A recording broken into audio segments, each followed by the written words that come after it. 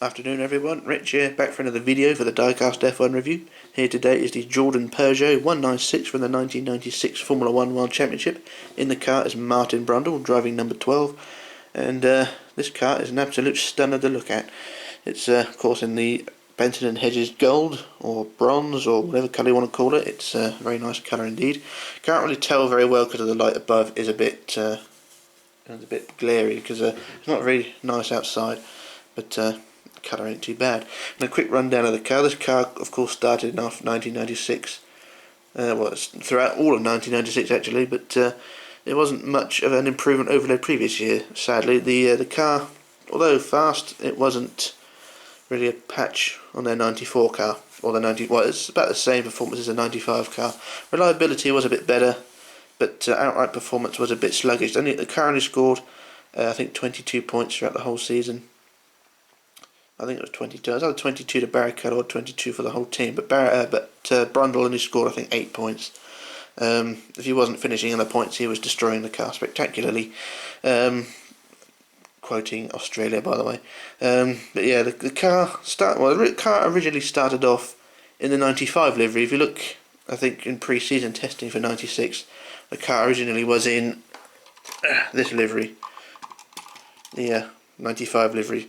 But imagine that livery on this car. It really does not go well. So by the season start of 96, Eddie Jordan had persuaded Benson and Hedges to get involved, and it came up with this absolute beauty of a car.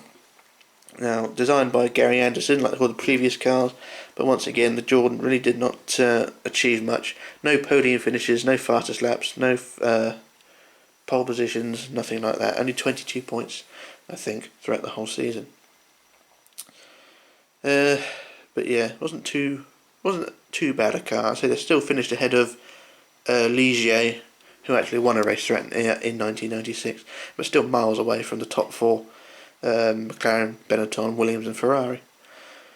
But overall, not too bad. The car originally started off the season. The 96 year started off in the 95 livery, but the season started off in a sort of beigey, creamy yellow colour. It's not a very nice colour to look at, to be honest. It's sort of, if you look at the driver's overalls inside the car, you can sort of see the different colour. I think that was, actually I don't even think that's the right colour. It's sort of a weird yellow colour. Maybe that is the right colour. Sort of different light. The car colour does look different.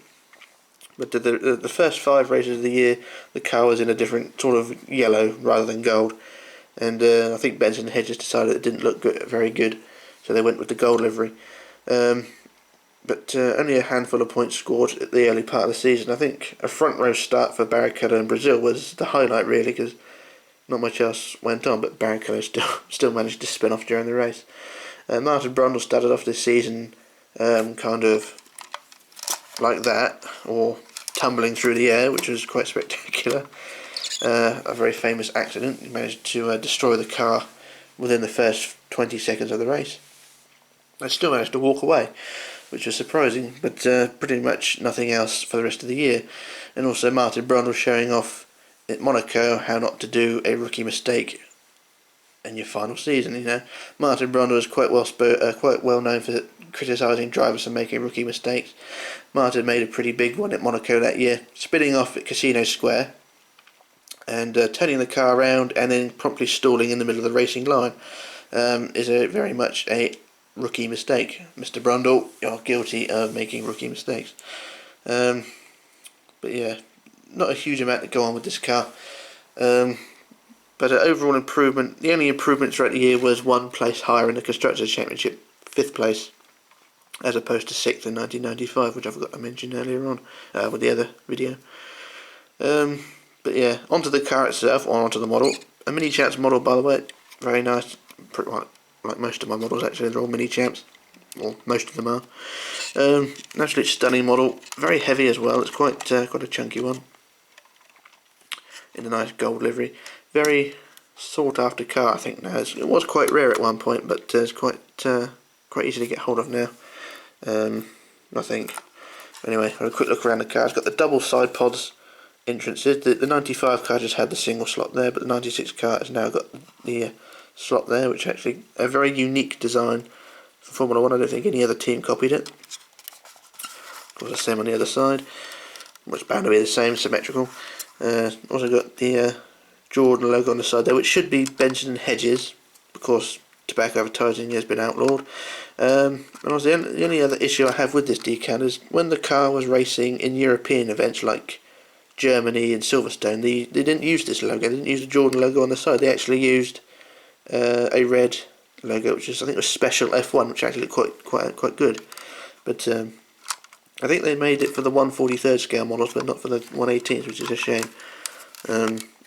Anyway, not to worry. If you want to see what I'm on about, just look at this car in 143, and you'll see the red Special F1 logo on the side. Anyway, quick look around the back. The shape of the car is quite nice around the back. Just look at the rear bodywork. You've got the Total on the rear wing. Got Brundle written 3 times on the rear wing lower parts. So there's that. Have a quick look at the rear bodywork from above.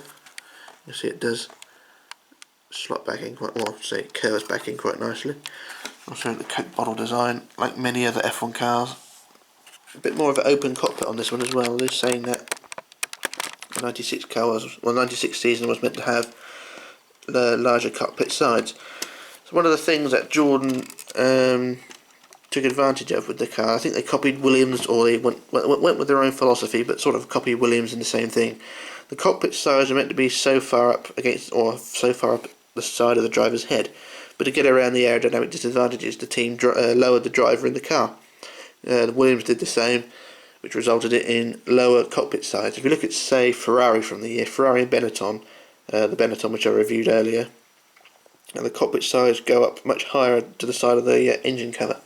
And it does look ridiculous on some cars, but on other cars it does look pretty good. The Benetton is an example of that.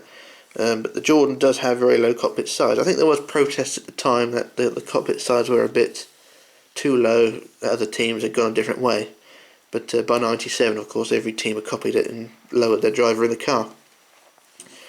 So that's the story with that.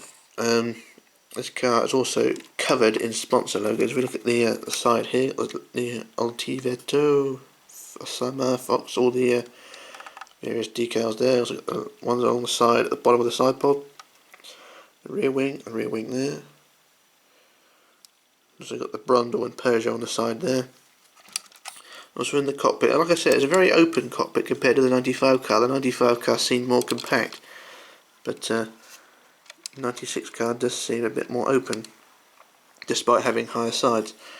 If we look around the nose, first raised nose Jordan, well, I say the proper first raised nose Jordan. The 93 car was a raised nose, but not to this sort of degree.